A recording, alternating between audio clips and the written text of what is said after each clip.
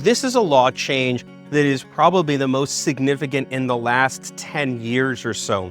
The centerpiece of this is a $6,000 annual tax deduction for people over age 65.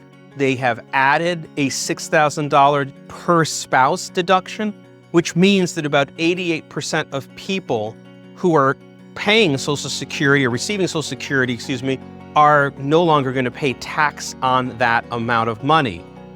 And that 4-year window is that period of time where the maximum amount of benefits are available to the most amount of people, and then we expect things are going to change. Now, I put permanent in quotes, okay? Because permanent is until the next Congress comes in place. And so, again, from the apolitical standpoint, this is good until there's new people sitting in chairs.